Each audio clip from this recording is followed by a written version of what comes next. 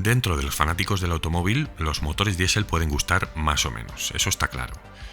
No es un combustible que cause furor en nuestros días, precisamente, pero a principios de siglo tuvo un fuerte impulso de ventas, desarrollo, inversión y producción. Esto es algo que en aquel momento interesó al sistema y a los oligopolios que lo controlan, y es por eso que nos lo intentaron vender como el combustible del futuro. ¿Recordáis sus reiteradas incursiones por Le Mans? ¿O por el Campeonato Mundial de Turismo, sin ir más lejos? Pues bueno, en la actualidad tenemos al diésel etiquetado como algo maldito, infame, la principal causa de la degradación medioambiental. En fin, y que haya quien se crea esto.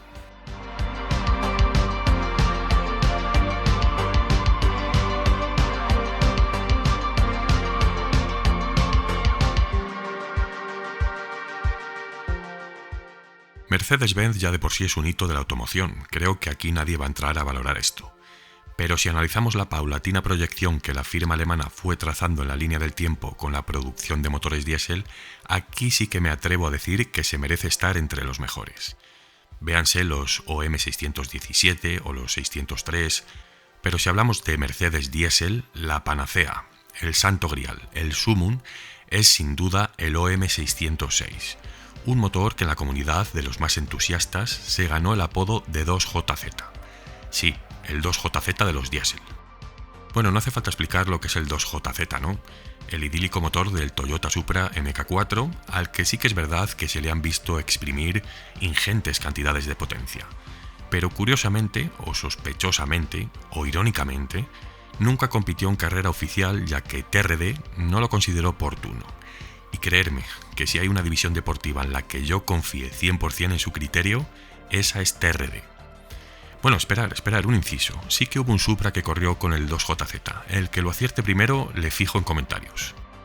De regreso a Stuttgart, concretamente al inicio de la década de los 90, Mercedes-Benz había estado cocinando en sus prodigiosos laboratorios un sustituto para el veterano motor OM603. Por supuesto, hoy estamos en una escena diésel, no tiene cabida nada más, así que este motor de 6 cilindros en línea, alimentado por un solo árbol, era a su vez un derivado del 5 en línea OM617, todos ellos motores diésel muy famosos. Esto era un clásico en Mercedes, se gestaba una avanzada motorización de la cual, como si fuesen esquejes, irían naciendo diversas variaciones hasta la llegada de otro importante salto tecnológico. Y aquí volvían a nacer otra nueva familia, y así sucesivamente. Y es que a finales de los 80, tanto los OM603 como los OM617 eran motores que ya atisbaban la vejez. Su producción sí que se prolongó algo más porque eran económicos y polivalentes, pero los nuevos vehículos de la estrella ya requerían de nuevas tecnologías. Era el momento de presentar el OM606. Uno de los mejores diésel de la historia, no me atrevería a afirmarlo. Prefiero atribuirle el estatus de la bestia negra dentro del automovilismo, eso sí.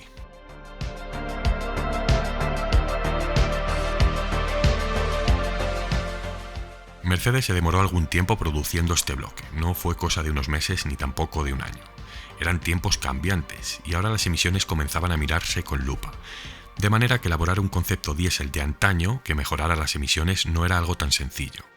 Aparte de eso, en la casa alemana resonaban otros dos atributos irrefutables.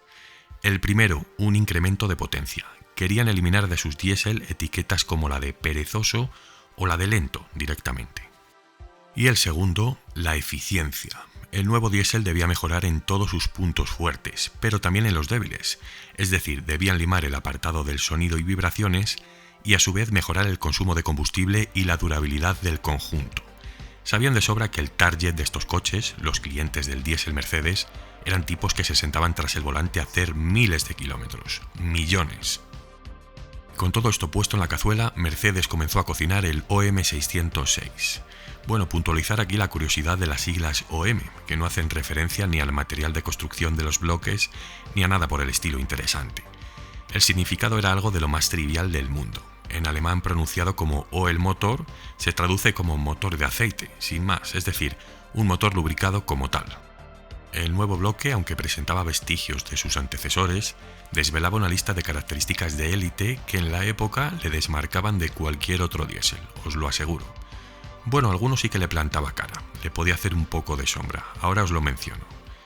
Hay que partir también de la premisa de que este bloque se fabricó tanto en versiones de aspiración natural como turboalimentadas. Esto era también un clásico dentro de la casa durante el siglo pasado. Obviamente, los bloques atmosféricos presentaban una mayor relación de compresión, en este caso de 25:1 frente a los 22:1 de los turbo.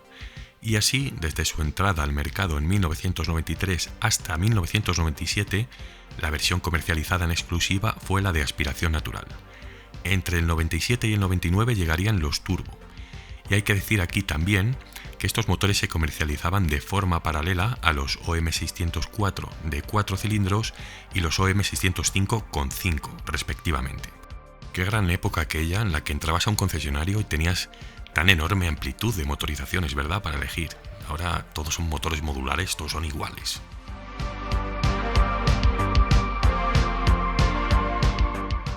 Estos bloques de 3 litros se siguieron construyendo en hierro fundido, pero esta vez la culata se moldeó en aluminio, una culata de nuevo diseño que ahora presentaba doble árbol y 24 válvulas, toda una primicia en los vehículos de producción diésel.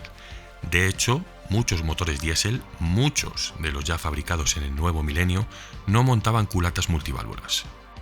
Bueno, y hasta aquí bien, ciertamente parece que este era un buen motor, con algunas primicias y potencias considerables para su época, con hasta 177 caballos en las versiones turbo con intercooler. No está nada mal. Pero ¿por qué ese estatus? ¿Por qué esa leyenda en torno a este bloque? Ahí el bloque, amigo. Lo primero que tenemos que tratar es el peso, porque teniendo en cuenta las cifras de báscula que entonces arrojaban los motores diésel de la época, este era una pluma. Ya que se le compara con el 2JZ e incluso que adopta su apodo, ambos siendo 6 cilindros en línea, el OM606 tiene un peso menor. Mientras que el 2JZ tiene un peso aproximado de 230 kilos, el Mercedes se ajusta a 201 kilos. Este es otro de los atributos que sin duda desmarcan a este diésel de todos sus coetáneos. Esta cualidad, sumada a las que vamos a seguir viendo, hicieron que Mercedes exprimiese al máximo el uso de este motor, aplicándolo además de en los clase E a los clase S e incluso a los G-Wagon. Pero su vida útil no transcurrió aquí, en los vehículos me refiero. El OM606 también disfrutó de diversas aplicaciones en entornos marinos e industriales. Su naturaleza duradera y su eficiencia le convertían en una opción idónea para algunas embarcaciones de pequeño tamaño, en las cuales también se elogió su economía y fiabilidad durante largos viajes. Otra de sus facetas era el sistema de alimentación, ya que este motor se fabricó en series con bomba electrónica pero también mecánica. Estas últimas son las unidades más demandadas, si bien el ajuste de aquellas primeras unidades electrónicas era un tanto arduo, especialmente a la hora de facilitar una entrada más rica.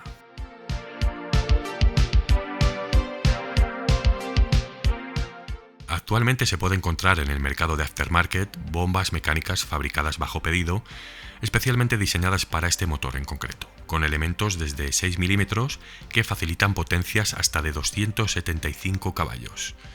Y hasta elementos de 8,5 mm que sería para brincar los 500 caballos, transfiriendo del combustible maldito a los cilindros de este coloso. Y además estas performance piratas implementaron un sistema anti-jerk, ya que en principio el 606 tendía a dar violentos tirones en las primeras marchas cuando se le modificaba la alimentación. Hay que tener en cuenta que la bomba de fábrica del Mercedes, en este caso, presentaba elementos de 5,5 mm. Para el caso de la sobrealimentación, los turbos Holset HX35 o HX40, ahora os muestro un ejemplo bastante loco, son algunas de las opciones recurrentes, pero eso sí, para aplicar a la versión turbo de fábrica, que fue construida y adaptada para tales efectos.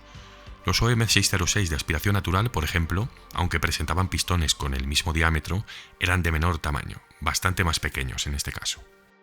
Y otra de las grandes diferencias entre ambos también eran las bielas y los árboles de levas, por ejemplo. Pero en general, aunque son motores raros y cotizados en el mercado de segunda mano, muy cotizados, los turbo por supuesto lo son aún más, básicamente porque son indestructibles, habiendo casos de unidades con 400 caballos, elementos móviles de fábrica, nada de forja y aguantando perfectamente.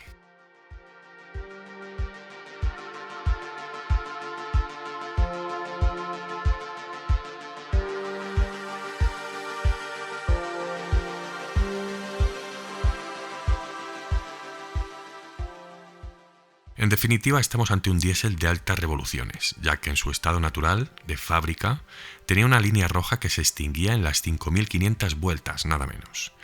Las unidades potenciadas suelen estirar la línea hasta las 6.000, pero existe, o existió, no sé si aún está vivo, un Supra MK4, fijaros qué ironía, que montó un OM606 que rozaba las 7.500 vueltas, un diésel. Bueno, y finiquitamos la leyenda haciendo honores a su sonido, algo que reafirma con mucho ahínco su merecido apodo 2JZ Diesel. Es decir, no hay diésel que tenga un sonido como este. Sí parecido. A decir verdad, los M51 D25 de BMW, los que se armaban en los 325 TDS E36 concretamente, tenían un carácter muy similar. Quitando el ralentí, una vez que iniciabas la marcha, sonaban a motor de gasolina, de verdad. Lo he vivido desde dentro y desde fuera del coche y es increíble, parecen motores de gasolina.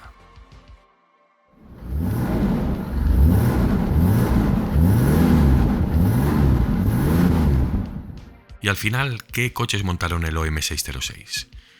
Pues como no, el W124, el E300 en concreto. Un modelo del que por cierto tengo preparado un monográfico y a ver cuándo os lo lanzo en el canal.